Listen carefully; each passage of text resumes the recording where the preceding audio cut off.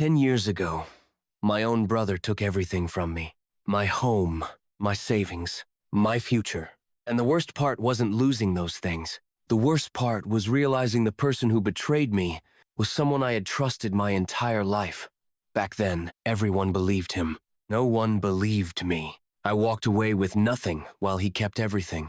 But life has a strange way of turning the tables, because 10 years later, that same brother stood in front of me again, and this time, he was the one who had nothing left. My name is Ethan Miller. I'm 61 years old, and the story I'm about to tell you started long before everything fell apart. I grew up in a small town with my younger brother, Daniel. Our childhood was simple. We weren't rich, but our parents worked hard and made sure we had everything we needed. Our father owned a small hardware store on the edge of town. It wasn't a big business, but it had been in our family for years. People in the community trusted my father. They respected him. And from a young age, he taught both of us the value of hard work and honesty.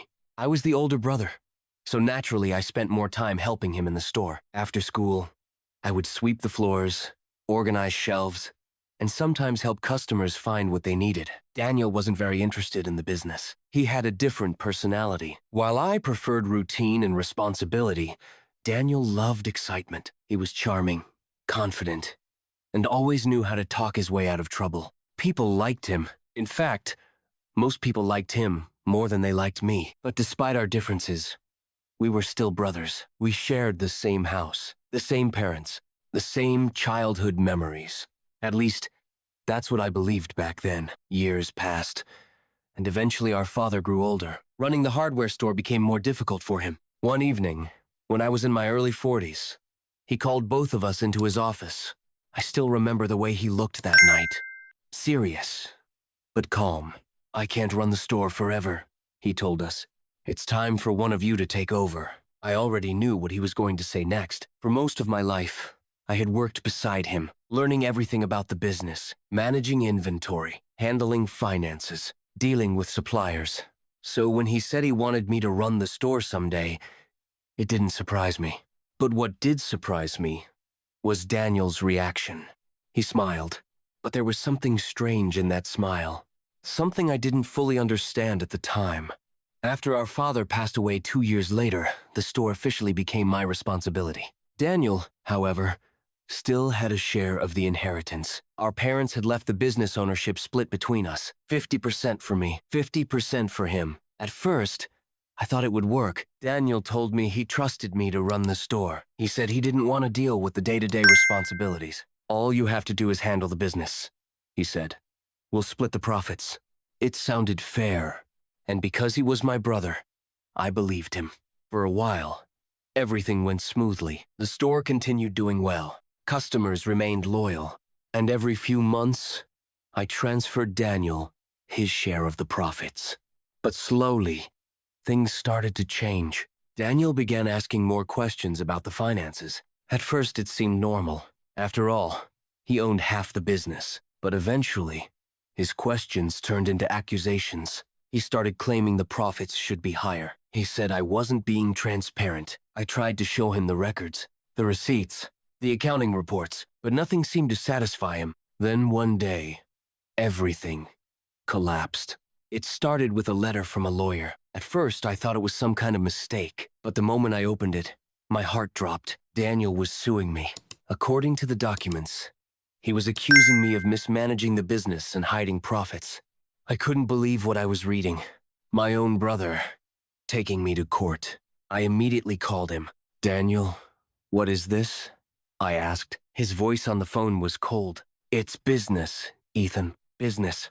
That one word felt like a knife in my chest. Over the next several months, the situation got worse. Lawyers became involved. Documents were examined. Every detail of the store's finances was questioned. I tried to defend myself, but Daniel had something I didn't expect. He had a lawyer who was very good at creating doubt. They argued that the store had been underperforming because of my management. They claimed Daniel should take control of the business to protect his investment. In the end, the court made a decision, and that decision changed my life forever. Because the judge ruled that Daniel would gain full control of the store. The business my father built The business I had worked in for decades was suddenly no longer mine. I walked out of that courtroom, feeling like the ground had disappeared beneath my feet. My brother now owned everything, and I had nothing left. But what Daniel didn't realize at that moment was that life doesn't always end where a story seems to finish. Sometimes, the real story takes years to unfold, and 10 years later, the roles between us would be very different. The day I walked out of that courtroom, it felt like my entire life had been erased. For more than 20 years, the hardware store had been part of my daily routine. I knew every shelf, every tool, every regular customer who walked through the door. It wasn't just a business to me, it was my father's legacy. And now, it belonged entirely to Daniel, my own brother. I still remember standing across the street from the store that evening, the same store where I had spent half my life. The lights were on inside. Customers were coming and going, and Daniel stood near the register talking confidently with a supplier. He looked completely comfortable, like he had always belonged there. But I didn't go inside. I couldn't, because at that moment, I wasn't part of that place anymore. For the first few weeks after the court decision, I felt completely lost. He had no job, no savings left after the legal fees, and no clear direction for the future. Some of my friends tried to support me, but the truth was that many people believed Daniel's version of the story. After all, he now owned the business, and success tends to make people believe you must have been right. A few months later, I moved out of the small house I had been renting. I simply couldn't afford it anymore. Instead, I packed my belongings into an old pickup truck and drove to another town about 2 hours away. It was the first time in my life that I had truly started from zero. I found a small room to rent above a mechanic's garage. It wasn't much, just a bed, a small table, and a window that looked out over the parking lot. But it was enough. At that point, I wasn't thinking about revenge. I wasn't thinking about proving anyone wrong. Honestly, I was just trying to survive. I took whatever work I could find. For a while, I worked at a construction site. The job was physically exhausting, especially for someone who had spent most of his career running a store. But I showed up every morning before sunrise and did the work, because I had no other choice. After a few months, I found something better. A small building supply company on the edge of town needed someone to help manage their inventory and sales. The owner, a man named Robert Hayes, was in his late 60s and had been running the business alone for years. During the interview, he asked me about my experience. When I told him about the hardware store, he raised his eyebrows. "That's a lot of experience," he said. "But why did you leave?" For a moment, I hesitated. Then I told him the truth, not the long version, just the simple facts. My brother and I owned the store together. There was a legal dispute, and he ended up with the business. Robert didn't ask any more questions. Instead, he simply nodded. "Well," he said, "sometimes life teaches us hard lessons." Then he offered me the job. Working at Robert's company felt strangely familiar. It was smaller than my father's store had been, but the type of work was almost the same. Inventory, customer service, suppliers. Within a year, the business started improving. We reorganized the storage system, expanded the product selection, and slowly attracted more customers. Robert noticed the changes. One evening, after we closed the shop, he looked at the monthly sales report and smiled. "You know something, Ethan?" he said. "You've helped this place more than you probably realize." I shrugged. "I'm just doing my job." But Robert shook his head. "No," he said. "You're doing more than that." Over the next few years, the company continued growing. Robert began trusting me with more responsibility. Eventually, I was handling most of the daily operations. Looking back now, I realized something important. Losing the hardware store had forced me to start again. And strangely, that fresh start changed me. I became more careful, more patient, more determined. 5 years after I started working there, Robert invited me to dinner one night. We sat at a small restaurant near the river. After the meal, he looked at me seriously. "I'm getting old," he said. "I can't run this place forever." I had heard him say that before, but this time his tone was different. "I've been thinking about the future of the business," he continued, "and I think I know the right person to take over someday." At first, I didn't understand what he meant. Then he slid a folder across the table. Inside were documents. Legal documents. Ownership documents. My eyes widened as I realized what I was looking at. Robert smiled slightly. You helped rebuild this company, he said, and I trust you. For the first time in years, I felt something I hadn't felt since losing the hardware store. Hope. But what I didn't realize yet was that my life was about to change again. And 10 years after my brother took everything from me, he would suddenly appear in my life again. Only this time, the situation between us would be very different. When Robert first showed me those documents at the restaurant, I didn't know what to say. For a long moment, I simply stared at the papers on the table. They clearly stated something I had never expected to see again in my life. Ownership transfer. Robert leaned back in his chair and watched my reaction carefully. You don't have to decide tonight, he said calmly. But I want you to understand something. I looked up at him. This business has grown because of your work, he continued. And I trust you more than anyone else to keep it going. The words meant more to me than he probably realized. 10 years earlier, I had walked out of a courtroom feeling like everything had been taken from me. The store my father built, the future I had imagined, and the trust between me and my own brother. But now, sitting across from Robert, it felt like life had slowly been rebuilding something I thought was gone forever. Over the next year, we worked together to prepare the transition. Robert didn't disappear from the company overnight. Instead, he slowly stepped back from the daily responsibilities. Little by little, I took over more decisions. Customer contracts, supplier negotiations, financial planning, and eventually, the day came when the business officially became mine. Not because of a court decision, not because of an inheritance, but because someone believed I had earned it. Standing in the warehouse that evening after signing the final papers, I felt a quiet sense of satisfaction. Not revenge, not anger, just peace. For the first time in a decade, I felt like my life was stable again. The company continued growing steadily. We expanded our product lines and opened a second warehouse across town. Our customer base grew larger every year. Employees who had once seen me as the new manager now treated me like the leader of the company. Life had moved forward, and over time, my thoughts about Daniel became less frequent. At first, I had imagined confronting him someday, showing him that he had been wrong about me. But as the years passed, that desire faded. I stopped checking news from my hometown. I stopped asking mutual friends about the hardware store. Eventually, I stopped thinking about Daniel at all, until one afternoon changed everything. It was a quiet Thursday. I was sitting in my office reviewing inventory reports when my assistant knocked on the door. Ethan, she said, there's someone here to see you. I looked up from the paperwork. Do they have an appointment? She hesitated slightly.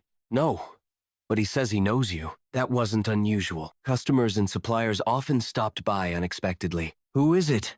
I asked. She glanced toward the hallway. Then she said a name I hadn't heard in years. Daniel Miller.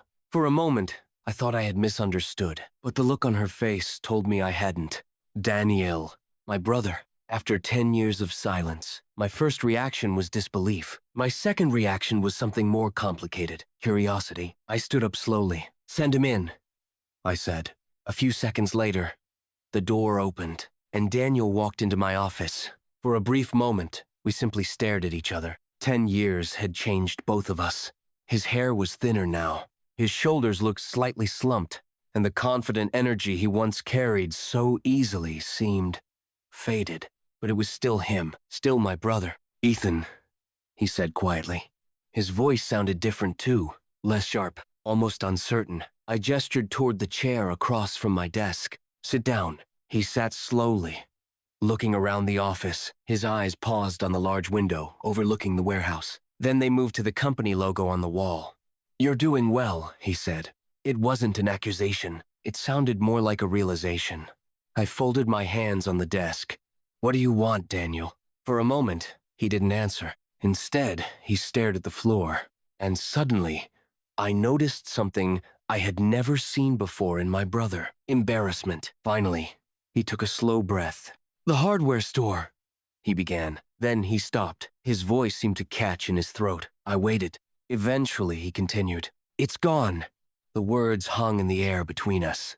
Gone?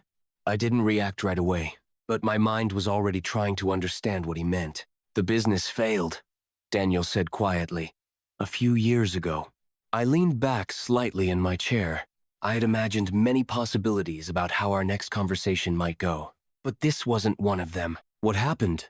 I asked. Daniel gave a weak shrug. Competition. Bad decisions. Debt. He looked up at me again.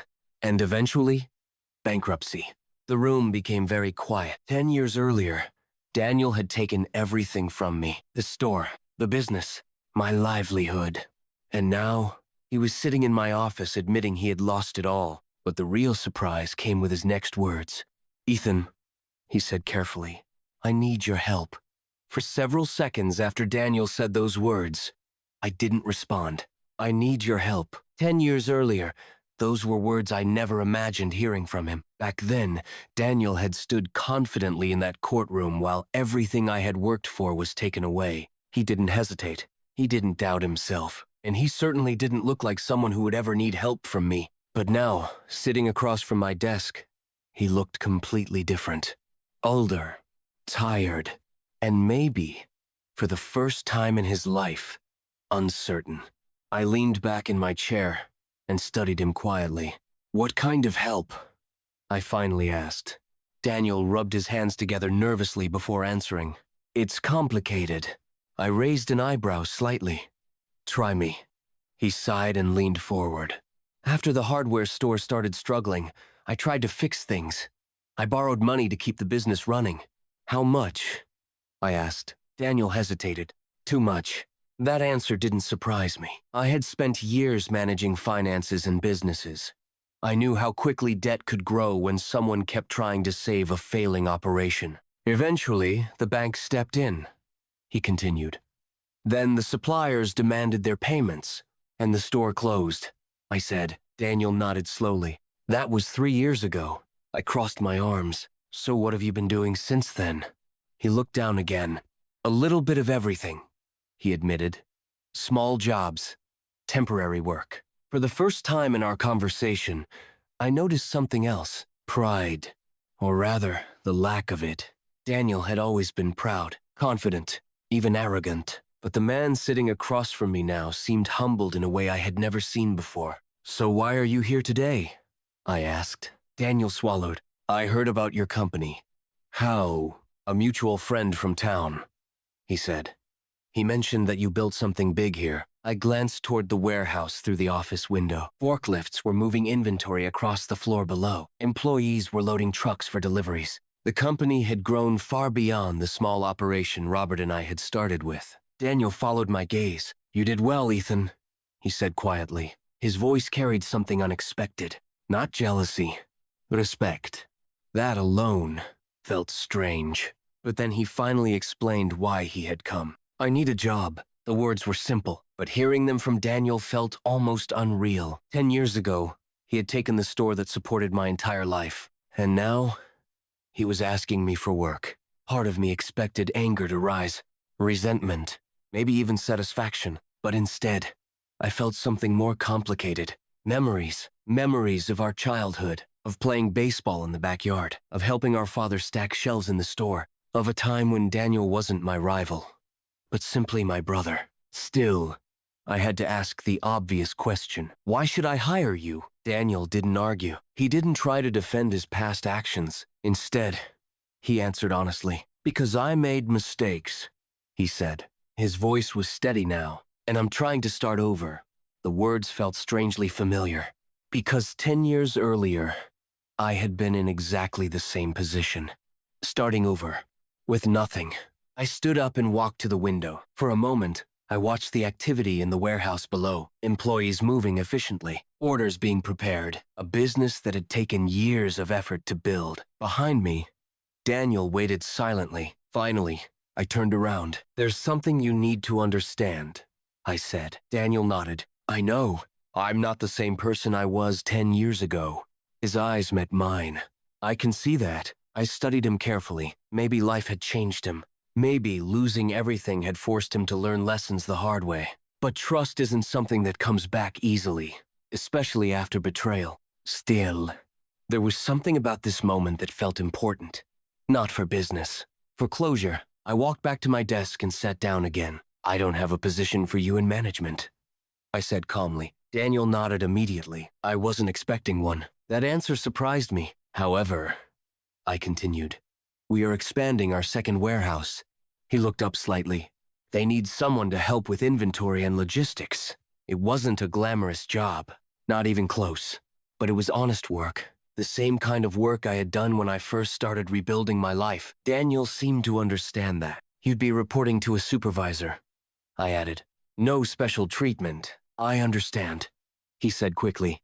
And Daniel, he waited. This isn't about the past. His voice was quiet when he responded. I know. For the first time in our conversation, there was a sense of calm between us. Not forgiveness, not yet, but something close to it.